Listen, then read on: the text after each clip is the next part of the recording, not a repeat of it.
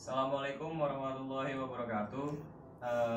Nama saya Muhammad Abdul Haris dari Prodi Pendidikan Geografi 2018 Fakultas Ilmu Sosial Universitas Negeri Jakarta. Pada kesempatan hari ini saya akan menampilkan video micro teaching saya dengan materi pokok mitigasi bencana dan sub materi siklus penanggulangan bencana dengan strategi dengan metode strategi pembelajaran yaitu problem based learning, dan model yang digunakan adalah example dan example, picture and picture, dan diskusi tanya jawab. Sekian, silakan menyaksikan. Assalamualaikum warahmatullahi wabarakatuh. Waalaikumsalam warahmatullahi wabarakatuh. Apa kabar semuanya? Apakah semua sehat? Baik Pak. Baik Pak. Baik, dalam kesempatan pagi ini ada yang tahu nggak kita bakal belajar materi apa? Siklus penanggulangan bencana Pak. Nah, iya, sesuai dengan yang ada di PowerPoint. Tapi sebelumnya ada yang tahu nggak yang minggu kemarin itu kita belajar apa? Nggak tahu Pak. Mitigasi bencana Pak. Ya betul, mitigasi bencana. Kemarin kita belajar tentang pengertian peran pemerintah dan organisasi komunitas setempat untuk penanggulangan bencana tersebut. Nah, untuk pertemuan kali ini kita akan mempelajari tentang siklus penanggulangan bencana. Sebelum kita memulai pelajaran, ada baiknya kita berdoa menurut agama dan saya masing-masing terlebih dahulu. Untuk doa, Bapak minta untuk saudara Adi sebagai ketua kelas untuk memimpin doa. Ya, dipersilakan. Baik Pak. Ya teman-teman, sebelum kita memulai mata pelajaran pada pagi hari ini, alangkah baiknya kita berdoa dulu agar diberikan pelajaran dan kemudahan dalam proses pembelajarannya. Amin. Berdoa dan doa menurut agama kepercayaan masing-masing. Doa dimulai. Doa selesai. Ya. Terima kasih saudara Adi untuk memimpin doanya. Semoga kita semua diberi kesehatan selalu ya. Amin. Setelah dibacakan doa oleh ketua kelas, Bapak ingin mengabsen dulu terlebih dahulu. Apakah ada yang tidak masuk di pertemuan hari ini? Langsung saja. Pertama, Rizky Adi Saputra apakah hadir? Hadir Pak. Hadir. Kemudian Adinda Safa apakah hadir? Hadir Pak. Hadir. Kemudian Muhammad Noval Nggak hadir Pak. kemana ya? Nggak ada kabar Pak. Oh, nggak ada kabar. Kemudian Dewi Rahma apakah hadir? Izin Pak, sakit. Oh, sakit. Waduh, sering sakit ya. Oh, iya. Karena temannya ada yang sakit, kita sama-sama berharap ya dan berdoa semoga teman kita cepat diberi kesehatan oleh Tuhan. Amin. Amin. Ya, karena teman kita ada yang sakit, Bapak ada sedikit motivasi nih. Bapak akan membacakan sedikit quotes lah untuk teman-teman kita semua, untuk yang sehat maupun yang sakit. Akan Bapak bacakan. Jangan pernah menyerah, jangan bersedih dan berputus asa. Musibah dan bencana hanyalah bagian kecil dari perjalanan hidup kita yang panjang ini. Jadikan bencana ini sebagai pembelajaran penting yang bisa menjadikan kita manusia yang positif. Jadi kita seharusnya, alangkah baiknya kita memandang bencana apapun ya, seperti sakit atau bencana alam atau non alam, sebagai pembelajaran aja, sebagai pemicu kita. Jadi kita harus berpikir selalu positif untuk kedepannya, seperti itu. Nah, sekarang Bapak akan membacakan indikator ketercapaian dan tujuan pembelajaran untuk pertemuan dan materi kali ini. Indikator ketercapaiannya adalah peserta didik mampu menganalisis dan menjelaskan siklus penanggulangan bencana. Adapun tujuan pembelajarannya, pertama, teman-teman mampu memahami perbedaan tiap tahap siklus penanggulangan bencana. Lalu, siswa mampu memberikan contoh tindakan pada tiap tahap siklus penanggulangan bencana. Lalu, siswa mampu menganalisis siklus penanggulangan bencana. Yang keempat, siswa mampu mengimplementasikan siklus penanggulangan bencana pada kehidupan sehari-hari. Maksud dapat mengimplementasikan pada kehidupan sehari-hari itu maksudnya bukan pada setiap hari juga, maksudnya siswa dapat mempraktekannya jika bencana sebelum, saat, dan sesudah terjadi itu kita harus bagaimana. Nah, sekarang teman-teman, apakah ada yang tahu pengertian dari siklus penanggulangan bencana? Saya Pak. Ya, Dina Safa, silakan. Iya, jadi itu sebenarnya bencana alam itu tidak terjadi hanya sekali Pak, jadi bisa terus berulang-berulang atau secara periodik. Nah itu juga kita bisa memprediksinya, tapi karena itu berhubungan dengan alam, prediksi bisa tepat atau juga bisa enggak. Terus dari kejadian itulah yang dinamakan dengan siklus Pak. Nah ya, betul sekali ya Dinda. Nah, jadi itu kenapa dikatakan siklus, karena kejadian tersebut tuh kayak selalu berulang. Jadi kan bencana itu ada sebelum terjadi, saat terjadi, dan setelah terjadi. Nah, setelah terjadi itu nanti akan kembali lagi kepada tahap yang pertama, makanya dinamakan siklus. Kenapa dinamakan penanggulangan bencana? Karena tahapan-tahapannya itu untuk penanggulangan bencana atau mitigasi bencana. Nah, selain itu siklus penanggulangan bencana ini dapat juga dibilang sebagai siklus manajemen bencana, karena pada materi tersebut menjelaskan tentang tahapan-tahapan apa saja yang harus dilakukan, makanya disebut manajemen bencana. Nah, untuk manajemen bencana ada yang tahu nggak pengertiannya apa? Saya Pak. Ya, saudara Adi, silakan. Menurut sumber yang tadi malam saya baca Pak, Iya.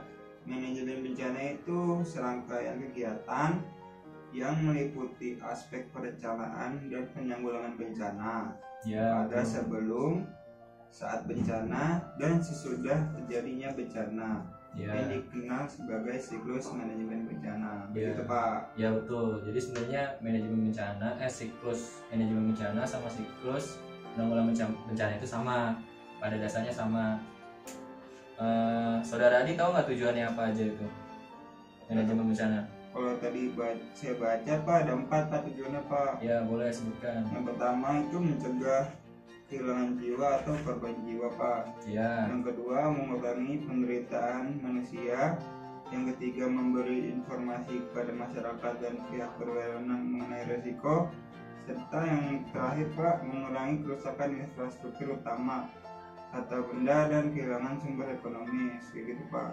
Tuh. Nah, pada intinya siklus manajemen bencana ini berfungsi secara umum tuh untuk mengurangi dampak kerugian-kerugian dari timbulnya bencana itu, bisa bencana alam atau non alam. Nah, ini siklus penanggulangan bencana atau siklus manajemen bencana menurut waktu kejadian. Kalau menurut waktu kejadian itu kita bisa bagi menjadi 3. Ada pra bencana, ada saat bencana, dan pasca bencana. Ada yang tahu pra bencana itu maksudnya gimana? Soal pencegahan Pak. Nah, pencegahan. Berarti kalau pra bencana kan berarti kejadiannya itu sebelum terjadinya bencana Pak. Nah, terjadi bencana. Di tahap pra bencana itu ada tahap pencegahan, mitigasi, dan tahap kesiapsiagaan. Nah, setelah tahap pra bencana ini ada namanya tahap saat bencana itu terjadi.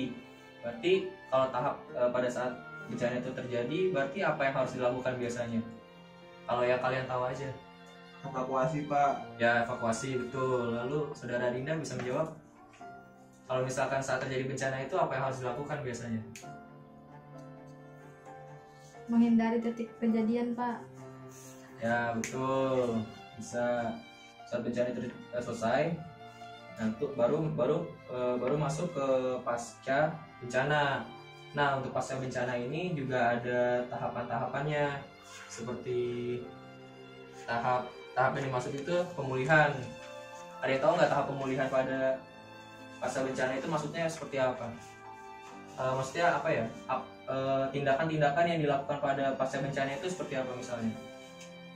Saya Pak, mau jawab Pak. Iya. Kalau dari buku yang saya baca Pak tadi malam, pemulihan tahapan habis bencana itu ada 3 macam Pak. Ya, Ada restorasi, rehabilitasi, dan rekonstruksi Pak. ya betul. Nah, sekarang lanjut ke slide selanjutnya. Ya, ini setelah dipecah lagi menjadi 6 menurut tindakannya. Kalau tadi kan menurut waktu ya, pra, saat, dan pasca. Nah, sekarang ini dibagi lagi menjadi sub pembagian lagi. Ini menurut tindakannya. Nah, di sini ada pencegahan, mitigasi, kesiapsiagaan, tanggap darurat, pemulihan, dan pengembangan. Teman-teman ada yang tahu nggak di sini yang pra bencana yang mana, saat terjadi bencana yang mana, dan pasca terjadi bencana itu yang mana aja? Ada yang bisa nunjukin? Yang pra bencana nomor 1 Pak. Ya, pra bencana nomor 1, betul. Terus yang mana lagi? Terus yang saat bencana itu nomor 2. Saat bencana nomor 2, ya kurang tepat. Aduh, Yang nomor 2 masuk ke pra bencana Pak. Ya betul, nomor 2 pra bencana. Terus mana lagi? Ini nomor 3 masuknya kemana? Ke pra bencana juga. Tuh, saudari Adinda. Nah ini kalau yang ini yang nomor 4. saat bencana Pak. Nah betul, saat Bencana. bencana itu terjadi. Kalau yang pemulihan Ke dan pengembangan Pasca Pak. pasca bencana Pak. Nah, karena teman-teman udah tahu kan. Nah sekarang kita bahas satu persatu dari pencegahan. Untuk tahap pencegahan ini, apa yang kalian ketahui pada tahap pencegahan? Adinda Safa mungkin bisa menjawab pengertiannya tentang tahap pencegahan itu apa? Itu Pak mengurangi dampak kerusakan. Betul. Contohnya apa aja contohnya? Ini membangun bendungan untuk mengurangi dampak banjir. Nah, ya betul. Jadi tahap pencegahan itu dilakukan supaya supaya kita tuh dapat meminimalisir terjadinya suatu bencana seperti itu. Nah, di beberapa negara tahap pencegahan dan mitigasi itu dijadikan satu. Jadi sebenarnya kalau di beberapa negara itu pencegahan dan mitigasi itu hampir mirip. Nah, sedangkan bedanya kalau yang mitigasi itu untuk untuk mengurangi risiko bencana. Kalau yang pencegahan itu untuk mengurangi ya lebih kerugiannya, bukan bencananya. Nah, untuk yang mitigasi ini yang kedua ini, upaya-upaya yang dilakukan tuh kira-kira apa aja? Saudara Adi mungkin tahu upaya-upayanya, contoh kegiatannya itu apa aja? Yang nomor 2. Mitigasi Pak. Contoh kegiatan yang dapat dilakukan untuk upaya mengurangi resiko bencana itu ada 4 Pak. Ya, coba bisa sebutkan apa aja? Yang pertama itu building codes Pak. Ya, Yang terus kedua pelaksanaan peraturan tata kota dan gedung bertingkat. Yang ketiga sistem proteksi instalasi vitas. Dan yang terakhir pelaksanaan aturan transportasi darat, laut, dan udara Pak. nah betul. Jadi untuk tahap mitigasi bencana ini dia lebih terfokus kepada terfokus kepada bagaimana cara kita meminimalisir tuh kejadian bencananya, itu lebih ke bencananya. Tapi jika kita lihat secara luas, sebenarnya pencegahan dan mitigasi itu hampir mirip contoh dan pengertiannya. Makanya di beberapa negara itu dijadikan satu. Nah, kemudian di tahap kesiapsiagaan, ada yang bisa menjawab? Ayo silakan saudari Adinda. Apa yang kamu ketahui tentang tahap kesiapsiagaan? Nah, tahap kesiapsiagaan yaitu persiapan yang dilakukan bisa dari pemerintah, organisasi, atau komunitas Pak untuk melakukan respon terhadap bencana. Ya betul. Jadi itu tahap kesiapsiagaan itu dia masih masuk ke dalam pra bencana, karena dia kayak masih dia kayak mengatur gitu, mengatur strategi. Lancang Pak. Ya betul, merancang strategi sebelum terjadinya bencana. Jadi dia kayak masih siap siaga gitu. Di tahap kesiapsiagaan juga kan ada contoh-contohnya. Siapa yang bisa nyebutin contoh-contohnya apa aja? Pak. Ya silakan. Yang pertama perumusan perencanaan evakuasi, yang kedua sistem peringatan dini, yang ketiga sistem komunikasi pada keadaan darurat, yang keempat peningkatan kesadaran dan pengetahuan masyarakat, yang kelima program pelatihan terkait bencana, dan ada sub tahapan kesiapsiagaannya juga Pak. Ya betul. Nah sebelumnya pada tahap kesiapsiagaan itu ada sub terbagi menjadi 3 lagi, yaitu kesiapsiagaan, peringatan, dan ancaman. Nah untuk peringatan dan ancaman ini ada perbedaannya. Siapa yang bisa bedain? Ayo. Kalau yang peringatan itu apa, yang ancaman itu gimana? Ya Pak. Ya boleh. Kalau yang peringatan itu adalah periode saat bencana yang sudah teridentifikasi tetapi belum mencapai lokasi yang berpenghuni atau yang ada manusianya Pak, ada penduduknya. Dan kalau ancaman itu bencananya sudah teridentifikasi dan sudah mencapai lokasi berpenduduk Pak. Ya betul.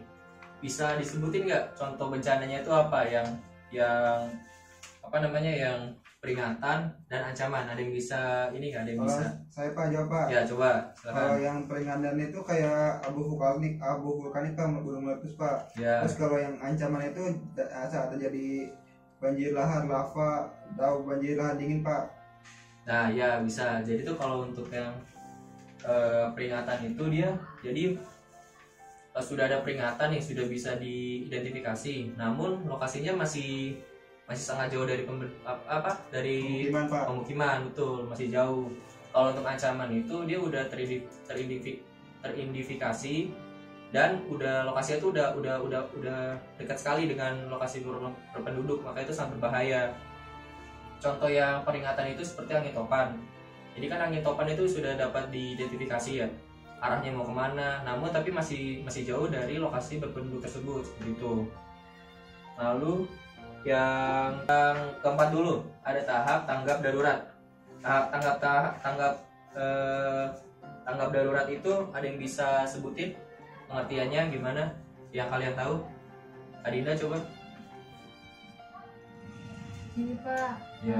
Bisa dengan cara melakukan pencarian dan penyelamatan korban jika ada korban jiwa, lalu menyiapkan tempat pengungsian serta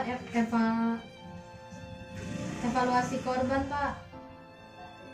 Terus juga tahapan ini bisa memakan waktu hingga 2 sampai 3 minggu Pak. Nah ya, tuh mungkin tadi maksudnya evakuasi korban kali ya. Oh, iya Pak, salah Pak. Ya, untuk melakukan pencarian dan penyelamatan itu biasanya dilakukan sama apa? Ada yang tahu nggak? Kalau misalkan Basarnas Pak. Nah, Basarnas. Terus ada tuh yang tim-tim tuh yang bajunya oranye-oranye tuh. Tim SAR. Nah, tim SAR. Ada yang tahu nggak kepanjangannya apa? Tim SAR. Ini lupa Pak. Nah, Belakangnya rescue Pak pasti Pak. ya betul. SAR itu jadi tuh search and rescue. Nah, untuk waktu waktu tanggap darurat itu benar tadi seperti kata Dinda, waktunya itu sekitar 2 sampai 3 minggu. Kadang ada beberapa kondisi yang menyebabkan waktu tanggap darurat itu, waktu respon itu diperpanjang karena faktor-faktor tertentu. Seperti itu. Dan seperti yang dibilang Dinda tadi, menyiapkan tempat pengungsian, evakuasi korban. Seperti yang kita ketahui, misalkan ada bencana alam, kan ada tuh misalkan dibuatkan dapur umum, evakuasi, nah seperti itu. Mungkin ada yang bisa menambahkan lagi tanggap darurat itu seperti apa? Saya mau nambahin Pak. Ya, silakan Adi. Kan tim SAR kan jumlahnya nggak sebegitu banyak Pak, tergantung dengan kondisi bencana alam yang terjadi. Betul. Jadi dengan adanya bencana yang terjadi yang sangat besar, pasti tim SAR kekurangan orang, kekurangan personil. Maka perlu bantuan lain Pak, seperti bantuan dari tentara ataupun penduduk sekitarnya Pak. Nah, betul banget tuh. Kan kita tim STAR, terus BNPB, seperti tim-tim yang untuk yang apa dibentuk khusus untuk penanggulangan bencana ini kan jumlahnya nggak seberapa ya. Apalagi misalkan bencananya itu bisa dibilang bencana nasional ya, bencana besar. Nah, itu biasanya dikerahkan dengan tim-tim gabungan lain seperti TNI, Polri, dan dibantu biasanya itu kayak komunitas pencinta alam atau warga masyarakat sekitar seperti itu. Betul Kak tadi. Lalu untuk selanjutnya dari tahap pemulihan. Nah, di tahap pemulihan ini ada yang tahu apa pemulihan ini apa? Ayo, tahap pemulihan ini tahap apa? Adinda tahu Pak? Tahap pasca bencana Pak. Ya, betul. Maksudnya pemulihan ini tuh maksudnya ada apa di tahap pemulihan itu tuh ada apa? Oh, Yang apa pengertiannya atau apa gitu? ada restorasi, rehabilitasi, dan rekonstruksi bukan Pak? Ya, betul. Nah, itu tuh tahap pemulihan itu tuh fungsinya buat apa sih? Coba ada yang bisa menjawab? Saya Pak, Ya. untuk memulihkan dampak yang terjadi saat setelah bencana Pak. Nah, betul. Nah, untuk pemulihan ini yang dimaksud itu pemulihan apa ya? Kan pemulihan bisa banyak nih. Yang dimaksud itu jadi pemulihan apa? Coba ada yang Menurut ngerti? saya ada dua Pak pemulihan itu Pak. Ada pemulihan yang mengarah ke material atau kondisi fisik, dan ada pemulihan yang mengarah ke kondisi jiwa dari korban jiwa atau non material Pak, kayak gitu. Nah, betul, itu betul banget. Jadi pemulihan kan ada dua, ada yang tentang fisik seperti material dan tentang kejiwaan, maksudnya tentang sosial dari masyarakat yang terkena bencana. Nah, cara yang dilakukan itu untuk maksudnya pemulihan fisik itu ada yang bisa tahu contohnya apa aja? Mungkin Adinda ada yang tahu? Pembangunan gedung, pembangunan rumah yang sebelumnya misalkan ambruk Pak. Ya, betul. Kalau untuk yang pemulihan apa tadi yang seperti yang Adi bilang jiwa itu gimana? Contohnya misalkan ada yang tahu? Healing session Pak. Nah, ya bisa. Jadi kayak seperti bantuan dari organisasi atau pemerintah untuk apa ya, support kembali mental dari masyarakat atau anak-anak yang terdampak akan bencana tersebut. Nah, tadi kan Adinda menyebutkan tuh ada restorasi, rehabilitasi, dan rekonstruksi. Bapak ingin tanya itu pengertiannya apa aja ya dari rekonstruksi, restorasi, rehabilitasi, dan rekonstruksi itu apa aja? Ada yang tahu? Saya tahunya yang restorasi Pak. Boleh, restorasi, Adi. Kalau restorasi itu istilah umum Pak yang merujuk kepada pengembalian atau pemulihan sesuatu kepada bentuk dan kondisi semula Pak. Nah, ya betul. Jadi restorasi tadi yang disebut Adi dan disebut saudari Adinda itu seperti pemulihan kembali. Jadi misalkan ada bangunan-bangunan yang kena dampak kan rusak ya. Nah, itu dipulihkan kembali, dan juga kondisi kejiwaan dari masyarakatnya juga. Lalu kemudian rehabilitasi dan rekonstruksi, silakan saudari Adinda. Ya Pak, yang saya tahu rehabilitasi itu perbaikan dan pemulihan semua aspek pelayanan publik Pak, sampai tingkat yang memadai pada wilayah pasca bencana, dengan sasaran utama untuk menormalisasi dan berjalannya secara wajar semua aspek pemerintahan dan kehidupan masyarakat di wilayah pasca bencana Pak. Ya betul. Untuk yang rekonstruksi gimana tadi? Itu bisa dengan cara pembangunan kembali secara semua sarana dan prasarana kelembagaan pada wilayah pasca bencana Pak. Nah ya, kalau yang rekonstruksi biasanya dia lebih kayak pembangunan kembali. Biasanya ada tuh bangunan atau tempat sarana prasarana itu yang benar-benar udah rusak parah, jadi kayak dibikin ulang lagi kayak gitu. Sebenarnya untuk restorasi, rehabilitasi, dan rekonstruksi itu memiliki kesamaan ya. Yang intinya itu untuk mengembalikan semua yang udah rusak karena bencana seperti itu. Kemudian yang terakhir ada pengembangan. Yang pengembangan ini siapa yang mau menjelaskan maksudnya apa? untuk pengembangan ini yang tahap ke-6? Pak, Boleh Adi. kalau pengembangan itu pasti merujuk kepada kata kembali Pak, karena Ya betul. pengembangan itu merupakan proses dari suatu kejadian dan ingin kembalikan ke semula. Pengembangan kembali itu adalah melakukan evaluasi dari tahapan sebelumnya secara nasional, apakah berlangsung secara efisien dan efektif. Dan selanjutnya untuk dilakukan perbaharuan kebijakan atau peraturan guna perbaikan penanggulangan bencana di kemudian hari. Ya betul. Jadi untuk tindakan yang bagian pengembangan ini, jadi itu seperti melakukan pengembangan kembali ya. Jadi itu pengembangan ini tuh untuk melakukan evaluasi ya. Jadi dari tahapan-tahapan yang lain itu nanti dievaluasi di pengembangan, apakah proses mitigasi atau apakah proses mitigasi sudah berjalan sesuai dengan mestinya, apakah pemerintah dan warga setempat itu sudah siap, maksudnya apakah sudah lebih baik dari yang sebelum-sebelumnya, makanya dievaluasi. Lalu dilakukan pembaruan kebijakan untuk penanggulangan bencana pada kesempatan selanjutnya. Jadi maksudnya pada kemudian hari. Jadi nanti semua tindakan-tindakan ini nanti bakal dievaluasi untuk keperluan pencegahan di kemudian hari, seperti itu. Ada di tindakan bagian pengembangan. Nah, seperti itu. Nah, di sini Bapak menampilkan 3 gambar. Yang pertama ini ada gambar orang sedang mengangkat, sepertinya sedang mengangkat korban jiwa. Yang kedua sedang rapat. Yang ketiga ini sedang mungkin membangun rumah. Nah, ada yang tahu nggak dari ketiga ini tuh masuknya kemana aja? Ada yang bisa jawab? Ya Pak, Ya, Adi. yang atas itu yang lagi rapal itu pra bencana Pak, tahap pencegahan. Dia bikin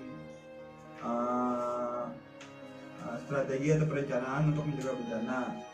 Terus yang pertama itu mitigasi bencana, yang sebelah kiri Pak bawah itu lagi mitigasi bencana Pak, lagi tanggap darurat Pak, maaf Pak, lagi yang ini ya? lagi apa yang sebelah kiri lagi tanggap darurat, lagi Iya. bencana. Betul. Terus yang paling kanan tuh Pak, yang orang lagi bangun itu tahap pemulihan Pak, lagi bikin rumah lagi Pak yang kena bencana Pak. Ya, betul. Tangan buat Adi. Punya Adi nih poinnya jadi banyak nih, nanti gue pecat dulu ya. Makasih Pak. Lumayan nih, nanti bisa memperbaiki nilai UTS dan UAS ya. Ya, sekian penjelasan dari saya. Ada yang ingin bertanya? Saya Pak mau bertanya. Ya, silakan Saudara Adi. Dari materi yang Bapak jelaskan tadi, mengapa siklus penanggulangan bencana itu dibagi menjadi 3, 4, 5, dan 6? Kenapa nggak dibikin satu rangkuman saja Pak, gitu? Oh, untuk pembagian siklus penanggulangan bencana memang berbeda-beda karena setiap negara berbeda-beda, bahkan dalam satu negara pun berbeda-beda karena ada yang terbagi menjadi waktu, kegiatan, pengerjaan, dan lain-lain. Jadi tapi intinya tuh dari pembagian siklus penanggulangan bencana itu intinya sama, cuma hanya saja pemaparannya saja yang berbeda, seperti itu. Apakah sudah jelas? Baik Pak, sudah jelas. Ya, sekarang Bapak akan membagikan lembar kerja siswa berupa teka-teki silang. Oke, sekarang Bapak akan bagikan. Ini untuk Adi, ini untuk Saudari Ade. Nah, di sini terdapat 12 soal. Kalian silakan mengerjakan, Bapak kasih waktu 10 menit. Setelah itu akan kita bahas bersama-sama. Bagaimana teman-teman, apakah sudah selesai mengerjakan TTS yang saya berikan? Sudah Pak. Sudah, baik. Sekarang kita ulas bersama-sama, dimulai dari nomor 1 mendatar. Ayo, siapa yang bisa menjawab? Saya Pak. Ya, coba bacain dulu soalnya, Adinda. Periode saat bencana sudah teridentifikasi tetapi belum mencapai lokasi berpenghuni.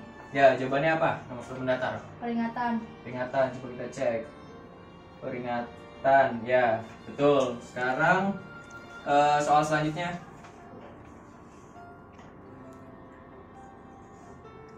Nih, soal nomor 12, mendatar, masih mendatar. Siapa yang mau jawab ya? Saya Pak. Ya, coba dibaca dulu, Adi. Soalnya gimana? Bencana sudah teridentifikasi dan dapat mencapai lokasi berpenduduk. Nah, ya jawabannya itu apa? Ancaman Pak. Ancaman. Cek. ANCAMAN. Ancaman, ya betul. Sekarang kita ke yang mendatar. Yang menurun maksud saya. Kita cek nomor 2. Kita baca soalnya. Sebutan lain dari tahap tanggap darurat. Coba kita lihat ke atas. Nah, ini 2 ya, 2 menurun tadi ya? Iya. Ya, 2 menurun. Siapa yang menjawab tadi? Saya Pak. Ya, apa jawabannya Adi? Respon Pak. Respon. Tadi kan yang pertama itu apa? Peringatan. Peringatan. Berarti ini R. Berarti ya benar, respon untuk 2 menurun. Sekarang lanjut lagi soal nomor masih yang menurun. Soal nomor berapa? Siapa yang mau menjawab? Ini nomor 6. Siapa yang mau menjawab? Saya Pak. Ya, Saudari Adinda. Silakan baca soalnya. Tahapan pokok Dari sub tahapan tahapan restorasi, rehabilitasi, dan rekonstruksi. Kira-kira apa jawabannya? pemulihan Pak. Coba kita cek. Nomor berapa tadi Adinda? 6 menurun. 6 menurun. Apa tadi? Pemulihan. Pemulihan. PEMULIHAN. Pemulihan. Ya, betul. Nah, sekian kuis singkat teka-teki silang yang saya berikan. Semoga dapat mereview lagi apa yang kita pelajari tadi. Untuk tadi hasil yang teka-teki silang ini, untuk misalkan jawaban teman-teman ada yang salah nanti dicoret ya, dan diberi penjelas jawabannya sebenarnya itu apa. Nanti salah dan benarnya nanti ditulis aja, nanti Bapak nilai. Untuk penutup, saya harap ada satu orang yang dapat memberi kesimpulan dari materi yang kita pelajari tadi. Siapa yang ingin menyimpulkan semuanya? Saya Pak. Ya, Saudara Adinda. Adinda, silakan. Jadi siklus penanggulangan bencana itu terjadi tidak hanya sekali, melainkan secara periodik atau berulang-ulang. Dan kita juga bisa memprediksinya. Bisa memprediksinya. Nah, itu yang dinamakan dengan siklus. Lalu ada tahapan-tahapan untuk penanggulangan bencana, yaitu yang pertama ada tahap pra-bencana, saat bencana, dan pasca bencana. Nah, tahapan pada pra-bencana yaitu ada tahapan pencegahan, mitigasi, sama kesiapsiagaan. Lalu di tahap saat bencana yaitu ada tahap tanggap darurat atau respons. Lalu di tahap pasca bencana yaitu ada tahap pemulihan dan perkembangan. Itu aja Pak. Ya, baik. Nah, untuk kesimpulan Adinda tadi, ya betul, benar. Kesimpulannya itu siklus penanggulangan bencana itu merupakan sebuah pengulangan dari proses bencana itu.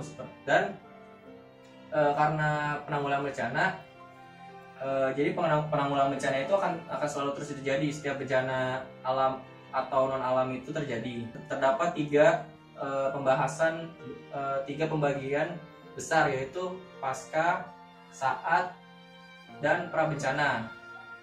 Saya kira materi hari ini cukup. Nanti Bapak akan mengirimkan tugas evaluasi berupa soal pilihan ganda dan esai yang akan kalian kerjakan dan akan dikumpul pada pertemuan selanjutnya. Jika ada materi atau dari evaluasi tersebut yang kalian ingin tanyakan, silakan tanyakan kepada saya langsung nanti di ruang guru atau PC secara pribadi lewat WhatsApp.